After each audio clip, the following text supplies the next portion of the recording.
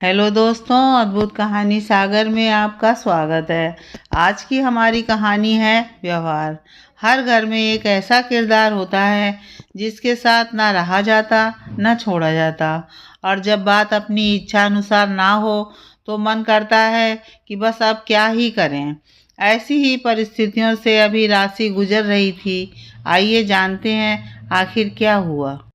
शादी के बाद कुछ दिनों में ही राशि को समझ आ गया था कि ससुराल में जिस शख्स का वर्चस्व है वो उसकी सासू माँ है, जिनसे किसी को भी अपनी बात मनवाने की हिम्मत ना थी।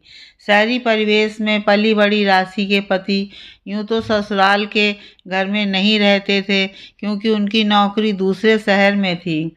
पति निकुंज से जब भी बात होती थी राशि पूछती, निकुंज, शादी के बाद जब आप ऑफिस जाने के लिए शहर जाओगे तो मुझे ले चलोगे ना? मैं तुम्हारे बिना ससुराल में नहीं रह पाऊंगी। तब निकुंज का जवाब होता, हाँ जाने मन, मैं खुद अब अकेले नहीं रहना चाहता। जब जाऊंगा साथ लेकर ही जाऊंगा। सप्ताह भर पति संग हंसी खुशी दिन बीत शनिवार को निकुंज जाने की तैयारी कर राशि को भी पैकिंग करने की कहकर किसी काम से बाहर चला गया। राशि खुशी खुशी पैकिंग कर रही थी। नई गृहस्थी बसाने की नई उमंग तरंग में मन में सजोए वो गाना गुनगुनाते हुए पैकिंग कर रही थी। तभी सासू माँ कमरे में आई। राशि को पैकिंग करते देख सासू माँ आश्चर्य से देखते हुए पूछी, कहाँ जाने की तैयारी कर रही हो बहू? निकुंज ने भी मुझे कुछ बताया नहीं।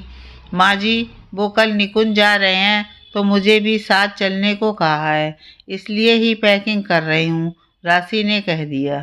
सासू माँ सुनंदा जी उस वक्त राशि से कुछ ना कहे कमरे से बाहर निकल गईं।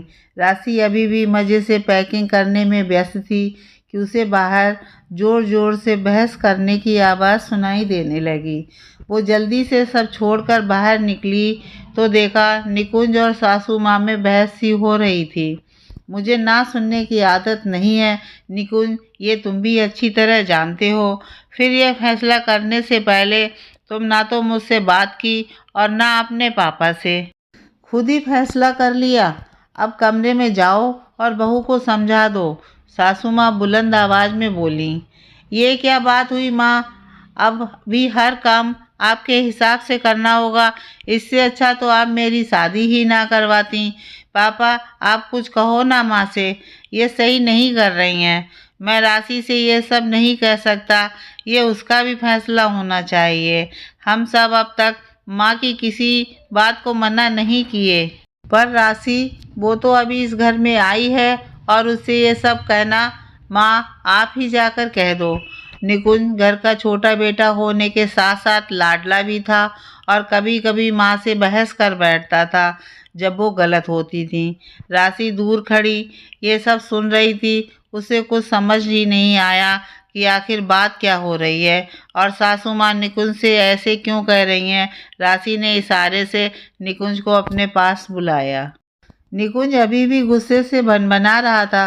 राशि के पास आ बोला, तुम मेरे साथ नहीं जा रही हो, अभी 2-3 महीने यहीं रहने होंगे।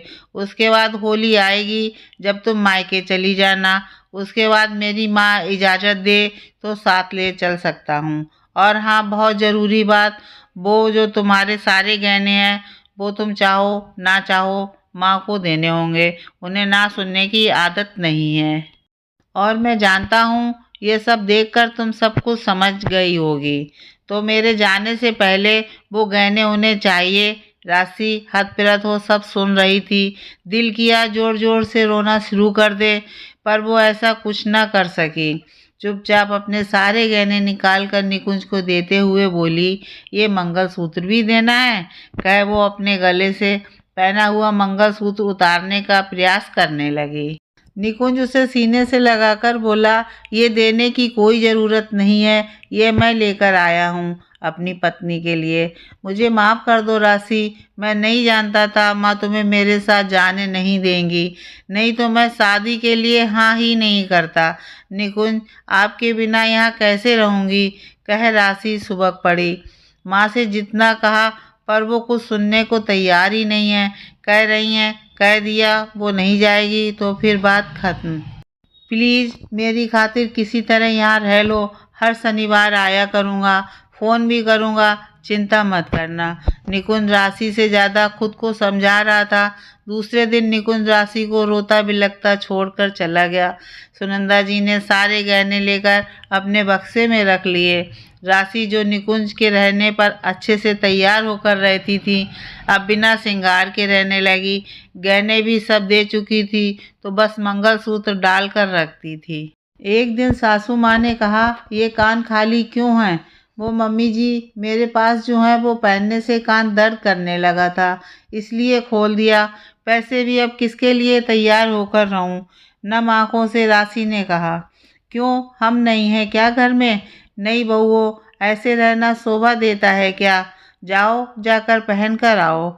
आदेशात्मक लहजे में सासू माँ ने कहा, पर माँ, मेरे कान में दर्द हो रहा, नहीं पहन सकती। राशि डरते डरते बोली, मुझे ना सुनने की आदत नहीं है बहू, जो कह रही हूँ करो। सासू माँ कड़क होकर बोली। वहीं पास में अखबार पढ़ते ससुर जी सासू माँ से बोले, तुम भी ना पक्का पिछले जन्म में हिटलर रही होगी। बहू कह रही है उसके कानों में दर्द हो रहा, वो नहीं पहन सकती। तुम्हें समझ नहीं आ रहा है? ऊपर से बहू को उदास कर रखा है, ये भी नहीं दिख रहा? कौन माँ होगी जो अपने बेटे बहू को नई शादी के बाद दूर रखे?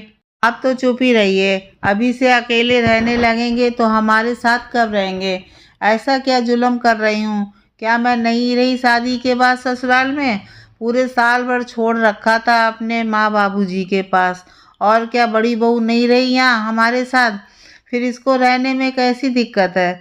सासू माँ गुस्से में बोली, माँ, कान में कुछ हल्का होता तो पहन लेती, पर वो तो सब आपके पास दे दिया है।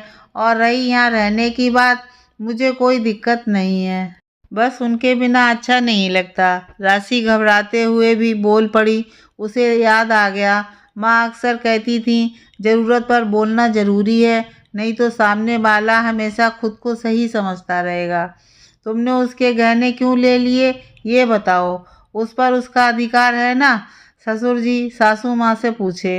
अरे तो क्या रख लूँगी, संभाल कर रखे हैं मेरे पास, जब ज़रूरत हो मांग लेगी। ये अभी संभाल कर नहीं रख सकेगी, इसलिए ले लिए। सासू माँ ने कहा, क्यों बहू, तुम गहने संभाल कर नहीं रख सकती हो? ससुर जी ने पूछा। राशि कुछ जवाब देती उससे पहले ही सासू माँ उसके गहने लाकर देते हुए बोली, लो रखो अपने गहने, मैं क्या चोर हूँ जो लेकर रख लेती? गुस्से में बुदबुदाते हुए सासू माँ ने कहा, माँ जी, ऐसी कोई बात नहीं है, ये आप ही संभाल कर रखिए, मैं वो छोटा सा कान का निकाल लेती हूँ। कह राशि उसमें से एक जोड़ा कान का निकाल कर पहन ली और उधर से चली गई।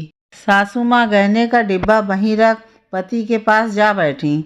देखो सुनंदा, अब समय बहुत बदल गया है, बच्चों पर ज़्यादा रोक टोक सही नहीं है। तुमने बेटे का ब्याह समझदार होने पर किया है ना, या वो अभी भी बच्चा है?